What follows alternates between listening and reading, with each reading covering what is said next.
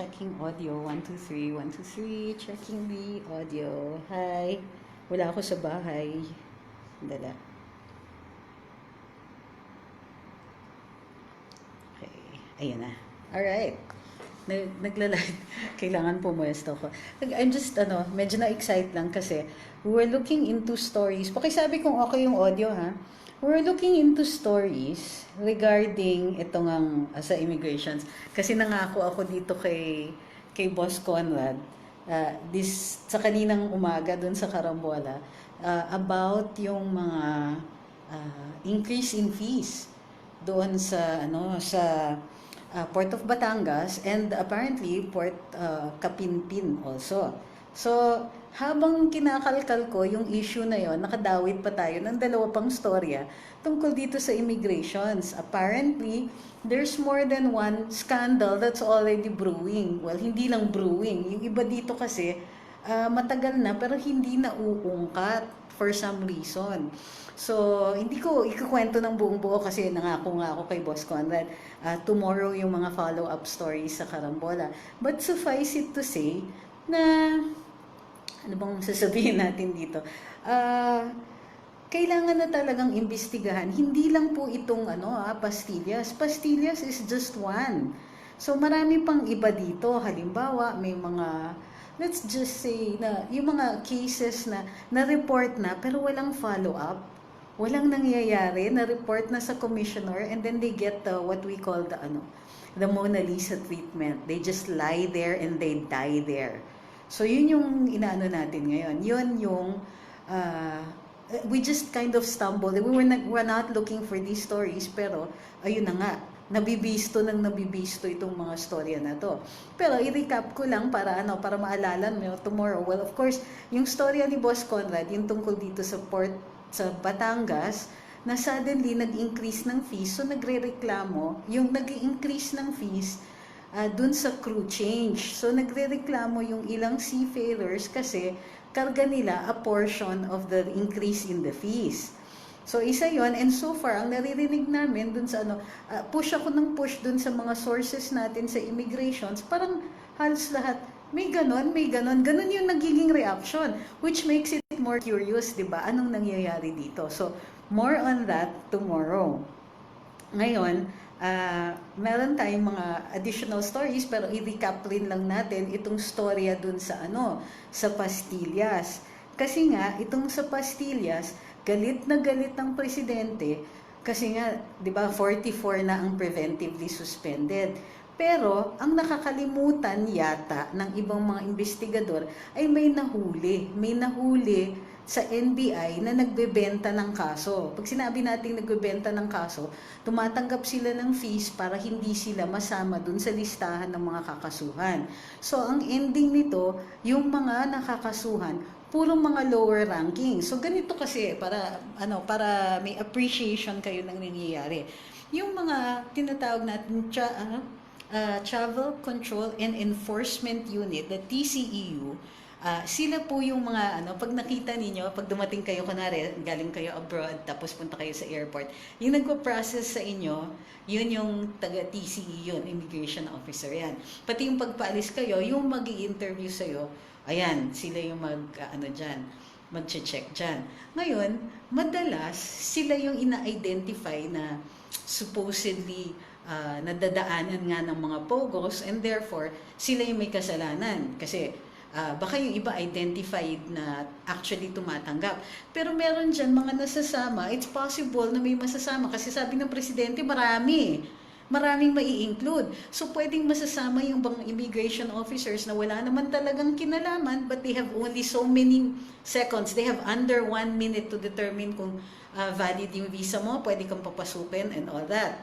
So sa akin, may defenses yung mga yan. Gayun pa lang naman, dadaan pa rin, makakasuhan pa rin sila.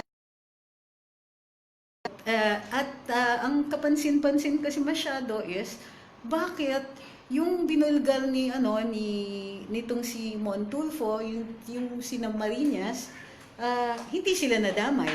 Hindi sila nakakasuhan. In fact, as a matter of fact, up to now, say hi. Up to now, wala pa rin kaso yung Red Marinas. In fact, pati yung father. Pero sabog na sabog yung pangalan nila pagdating dito sa sa Pastilla scam na tinatawag.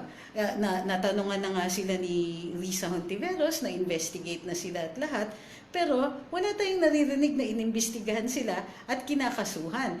Hindi natin alam kung dumating sila nung pinatawag sila ng NBI. So, masyadong glaring na yung mga nakakasuhan dito ay yung mga taong lower ranking, hindi yung mga bossing, and of course, hindi umaabot ang investigation all the way up. So, ang point natin dito is, the commissioner has to take some kind of responsibility o magpakitang gilas naman lang siya na to take some responsibility and ilabas niya kung sino-sino yung mga involved dito. Ang nangyayari is, puro wala akong alam. Hindi ko alam yan. Hindi ako involved dyan. May mga ganun siya. Yun ang pinaka-defense niya ngayon. Wala siyang alam. The problem with the wala akong alam defense is that it says you're incompetent. Kasi not only, di ba, pagka wala kang, hindi ko alam yan, I don't know what my own men are doing, di ba, ang sama nun, ang panis ng ganun, it means that you shouldn't be in office. Or at the very least, ngayon, alam mo na, what are you doing about it? So meron siyang may mga sinuspend, may mga, pero sino ba ang nagsuspend? Hindi ba Office of the Ombudsman? At sino yung nag-request ng suspension? The SOJ, it's the Department of Justice that asked for the preventive suspension of at least 44 Bureau of Immigration's officials. Hindi nanggaling yung recommendation from the COM. Hindi yan nanggaling even from dun sa loob.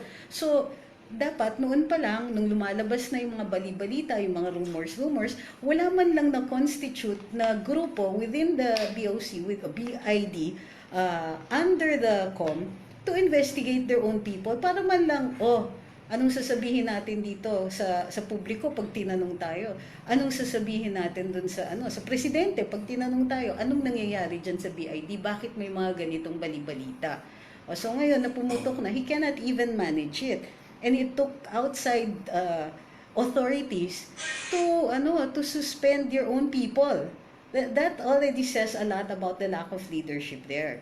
So, but more on this tomorrow. Kasi di ko maakalain na madadagdagan yung mga storya dito. So, siguro this is similar to like yung dati yung iniimbestigahan namin yung NFA, ang dami ding lumabas. So, given that, baka this will have more than just one story here. Kasi si Boss Conrad, kung ano-ano yung kinakalkal, kaya ayan, dami tuloy natin story. So, tune in bukas ng umaga sa Karambola. In the meantime, tignan natin yung mga questions ninyo. At wag niyo akong aasarin tungkol dun sa wag niyo akong kukulitin tungkol dito sa mga nagfa-flood na, na ang tawag ninyo scammers. Well, actually, they're spammers. Because we're trying to control them, but we can only do that pagka, it's better to do just one thing at a time. Okay, watching from Rojas City. Hi everybody. Magandang gabi. So, dalawa lang tayo dito. Okay. Say hi. Ayun. Noon pa yan, sabi ni... grabe mga corruption, sabi ni Pipoy Tubong Banwa. Buti na lang may Pangulong Duterte, God bless our President, kasi dami talaga matatamaan sa war on corruption. Totoo. Guys, wag na kayong mainis dun sa mga spammers kasi I can only do one thing at a time. If I'm talking to you, then minimal yung ability ko dito to control the spammers. Listening while, daw? Ignore lang. Yeah, can you guys ignore it? Tatanggalin ko yung mamaya. And you can also report them as spam. Patawan ng parusa, sabi ni Sky Diaz, ng kamatayan dapat ang mga corrupt.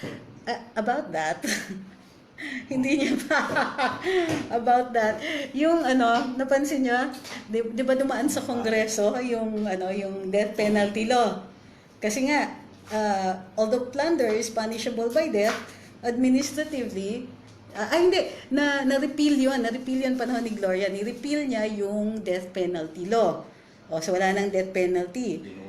Ngayon, diniscuss ulit sa Kongreso, i-reinstate yung death penalty for all, lahat ng may dating death penalty, i-reinstate nila, dapat i-reinstate.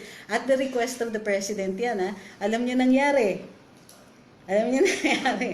Na-reinstate lang ng death penalty for drug offenses. So, itong mga plunder, graft, mga ganyan, hindi nila ginalaw. So, Sila yung unang-unang mamamatay. yun. Yun yung nangyari dyan sa death penalty. So kahit sabihin natin na, i-death penalty natin yung mga yan, paano natin, nag-attempt na nga tayo, pero bigo tayo both sa Kongreso at sa Senado. Sa Senado nga, lie there and die there yung bill na yan Kailan pa pinasa ng Kongreso yan? Early in the term of the President. Ngayon, hanggang ngayon, wala pa rin. Sabi ni Jomal Ballesteros, when will the President sign the Aerocity Bill passed by Congress and Senate? Anong Aerocity Bill? Is this the franchise for the New Manila International Airport in Bulacan? Kailan ba siya pinasa? I don't know, but the President doesn't need to sign it. It can lapse into law.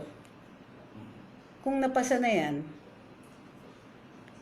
Pa-shoutout naman daw sa United Architects of the Philippines, Metro Cebu. Solid supporter daw. Mabuti na lang nandiyan kayo. Hi, Mr. Glenn Alonso. And of course, the United Architects of the Philippines ng Metro Cebu. Parati ko kayong nakakausap dati nung commissioner pa ako. Dapat ang unang bitayin yung mga congressmen. Kayo naman. Yung mga ganyang hirit ninyo is the reason kung bakit di nila mapasa yung death penalty bill for plunder, di ba? Ayaw nila isama ang plunder sa death penalty kasi marami sa kanila tatamaan. Well, I suppose that goes without saying. Watching here in Netherlands, sabi ni Ma'am Cecile. Kuha mo yung address ni Joma. Sabi ni Attorney Ahmed, kunin mo daw yung address ni Joma. Sa ways. Baka may ways, di ba? Hindi uunlad ang bayan hanggat andyan ang sistema ng korupsyon. Dapat talaga, since crime siya, dapat ipasa ang death penalty at ipasok ang korupsyon na isa siya sa kasama. Okay, tama. Watching here from Cagdianao, Dinagat Islands. Uy, ang ganda dyan sa inyo. Okay, ano pa? Questions? Kasi kung hindi, Gora na ako kasi bukas maaga pa karambola, di ba? Tapos excited ako dito sa mga storya natin Di lang yan, I hope na we have time, no? Pero hanggang Friday, magre-report tayo na magre-report. Habang tumatagal kasi, dumadami yung kwento dumadami yung mga storya. So, as long as meron tayong storya, at saka ma-verify natin yan with documents, then go tayo dyan. Remember, pinost namin yung mga documents pertaining dito sa sa immigrations. Greetings from Auckland. Hi! Parliamentary federal form of government para hindi centralized on corruption. Pero, really? Really? Dadami ang centers of corruption. Dadami lang yung centers of corruption. I mean, ewan ko we don't make sweeping statements like that We'll always substantiate it. Kapag kunwari sinabi natin, FedParl, ano yung benefits ng mga ganito? Para sa akin, when you say federal parliamentary, hindi pa rin yan specific enough for me to be able to make an assessment on whether or not it's a more efficient form of government as compared to this one. Para sa akin, clearly the President wants this system to work for now. So I'll make it work. Yung mga wishful thinking na ganyan will just waste my energy right now. Kung merong tiwali, gano'n naman talaga Any society, any form of government, there will be mistakes made. There will be people who will try to be corrupt. There will be people who will commit crimes. Our part in it, our contribution in this, may ambag din tayo. Ang ambag natin is, by criticizing government, legitimate criticism only hindi yung mga dolomite criticism Yung legit criticism, like, why is this person still holding office when he's very inefficient? Sayang ang taxes natin. Those things are legit criticism. Di ba? Pero yung mga criticism na nagbibilang ka na ng butil ng dolomite, hindi naman talaga tama yon. The idea is, that's why it's called, that's why parang the great equalizer, yung merong kayong media, merong media yung bansa, is dahil there's somebody from the outside that is helping you correct your own system. Ayan. Sabi ni Pep Fernandez, timetable po for real VP announcement. Uy, kayo talaga. Hindi pa natin alam kung i-grant yung sa position ni Solgen. Pero yung sinabi ni Solgen is that it is his opinion, it is his comment that the Supreme Court, sitting as the Presidential Electoral Tribunal, can declare a failure of elections in a particular area. It doesn't have to be at the first instance. So, pwede in an electoral contest.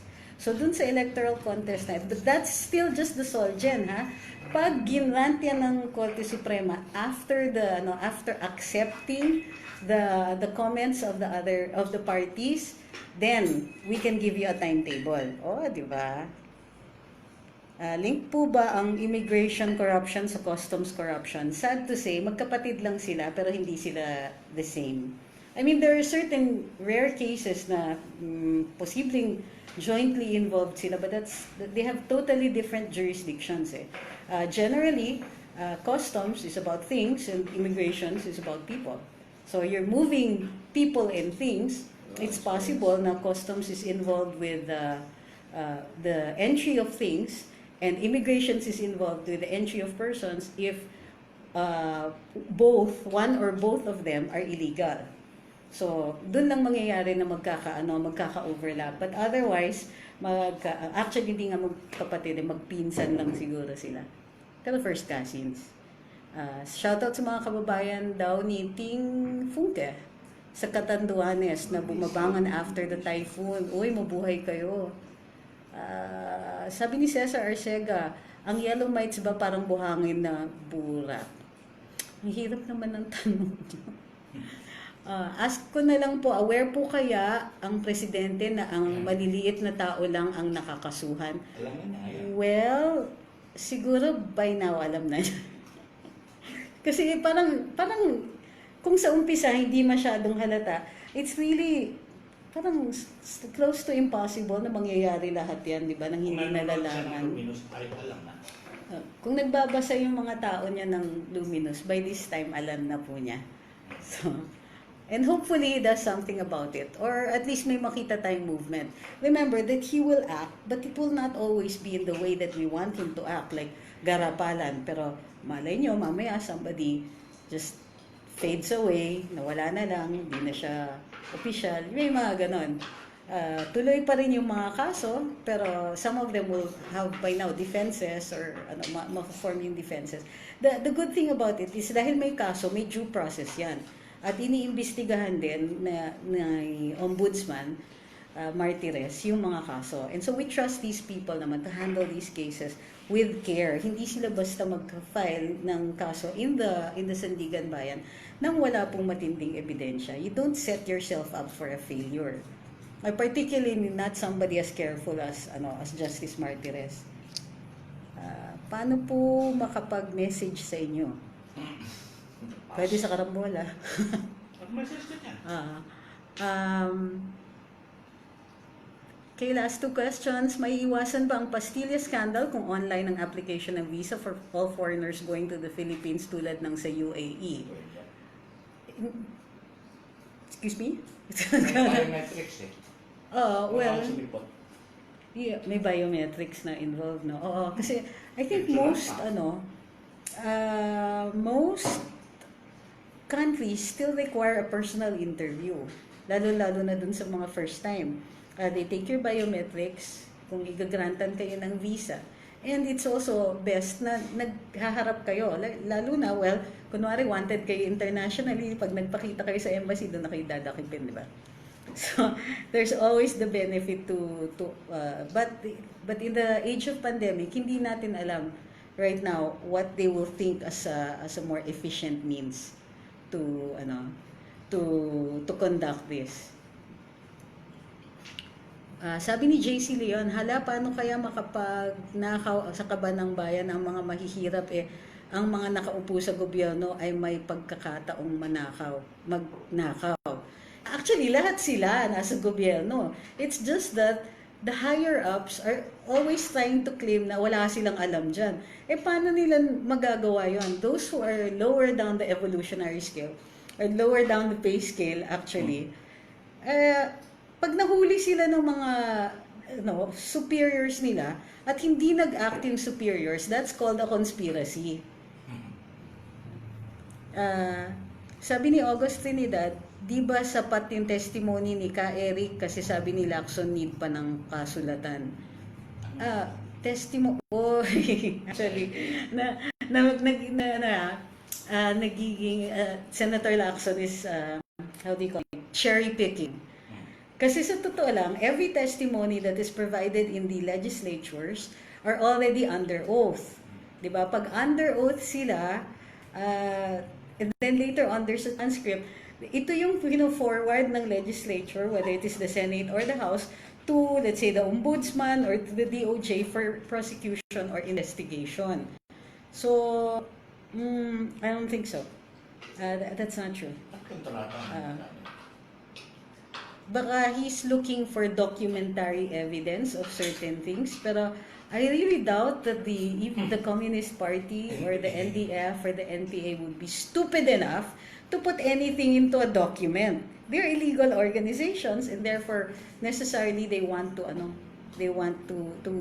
cover their tracks, di ba? Sabi ni Bac Bustamante, bakit kung kani-kaninong humihingi ng donasyon si Agot para kay Lenny, si Loida Luis na Bicolana ang bilyones ay ang pera at dollars pa. Total ay kabalat pa nila ito. Sino pa may sabing nasa katinuan ng isip yon? Sabi ni Shai Hernando, bakit puro Chinese nakikinabang ng pastillas? Halos wala bang ibang lahi? May nagbabasa ba? May nagbasbas ba niyan? Bakit Chinese? Kasi Chinese nga po yung Pogo eh. Chinese nga, firms yon. They're offshore gambling companies. They conduct offshore gambling for the Chinese mainland. So, kaya sila nag-hire ng Chinese speaking, Mandarin speaking, kasi ang customers ng kumpanya ay China. So, hindi talaga magkakaroon ng ibang lahi unless ang galing-galing nila mag-marketing, di ba?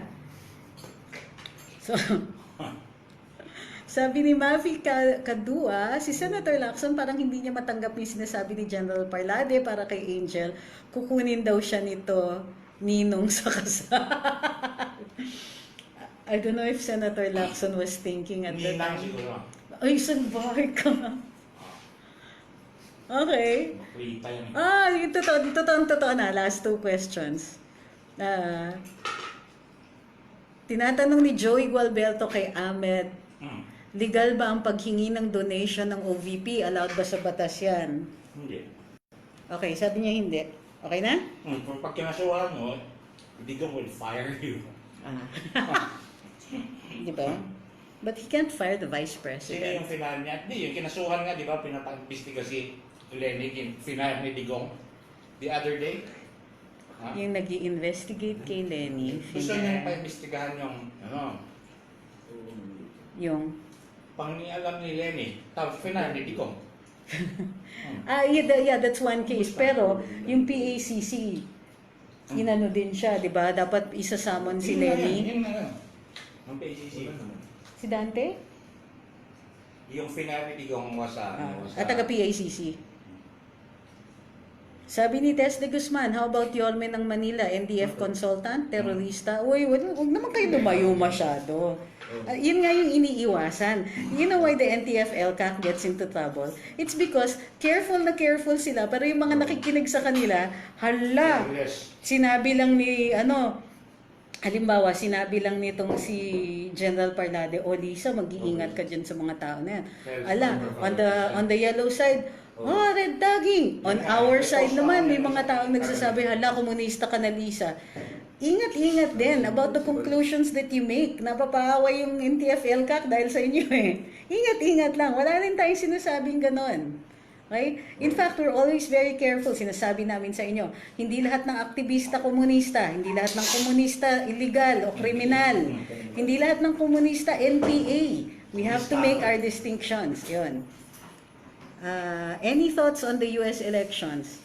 Wala po.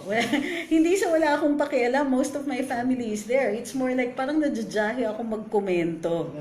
Kasi hindi ako botante. Pangalawa, ang concern ko lang is their foreign policy and how they're going to treat us. Pero like Boss Conrad said this morning, it doesn't really matter to us who wins. Both, even under a Trump administration, yung mga tao na nag-handle ng foreign policy nila, how do you call this? They're not enamored with our president. Magaling lang umangas ng presidente natin at magaling mambraso sa foreign policy. So, right now, it doesn't really matter for me. What matters to me is how we're going to make it work. Sa tingin nyo ba, last question, sa tingin nyo ba mas better na manalo si President Trump kaysa kay Biden? I have no opinion. Although, much of my family might, and I don't want to, might be voting a certain way. What can you say about Lenny Robredo, attorney? What can I say that I haven't already said? Grabe. Ano yan? She's a moron. Ang opinion ni Attorney Ahmed, She's a moron. okay, so yan, I think that should suffice. Maraming salamat sa pagsubaybay sa Luminous ngayon. Don't forget, tune in sa Karambola tomorrow for our latest stories. Ang galing-galing ng mga sources ko dito, napapatid ko pati ibang mga kwento. O sige, last, kay Ludwig Gomez. Ang issue ay napakatagal na naman anong pag-process ng kaso ng mga sangkot sa korupsyon. Dapat mayroong special court to handle the cases of corruption. Meron po, it's called the Sandigan Bayan. At saka meron pong mga special investigators dyan, it's called the Office of the Ombudsman. Pero dinagdagan pa nga natin, may PACC, may special task force ng DOJ and all of that. It doesn't matter, really. For me, what matters is the evidence. At yun nga po yung statement ni OMB. Sabi ni OMB, ang daming sumbongera, wala namang ebidensya. So remember what I said? Yung term na alam naman nating lahat na ganun siya, alam naman nating lahat na nagbibigay ng pera yung mga yan sa komunista, alam naman natin lahat na corrupt yan, hindi po ganun That's not evidence. Even reputation is not evidence. Nasasanay kayo masyado sa angasan sa social media. That doesn't prove anything. Well, it proves that they have bad PR siguro. Pero, aside from that, it's not evidence. It certainly is not evidence to stand up in court. So, ingat-ingat. Sabi ni AJ Ligarda, 1.3 on live. Dun sa isa. Alam ko kung sino yung sinasabi nyo. Yung mga 100 viewers lang dun sa live ng kanyang radio program. Grabe ang harsh nyo. Ang klase talaga kayo. Ay, maraming salamat. Pero mas malaking pasalamat kung mag-like and share kayo dito. Okay? Tapos, tune in to Karambola bukas. Maaga-aga tayo nagbibigay ng pasabog. Kanina hindi ako nakaintay kaya ninterrupt ko si Boss Conrad for a change. It happens. Sige, see you tomorrow on Karambola, 8 to 10 sa DWIZ. Oo, baka bukas may internet na daw kami. Narinig yata yung rant ko kaninang umaga. Maraming salamat. Ay, maraming salamat din pa. Mas malaki din pala yung pasalamat ko kung magpadala kayo ng pizza. See you tomorrow.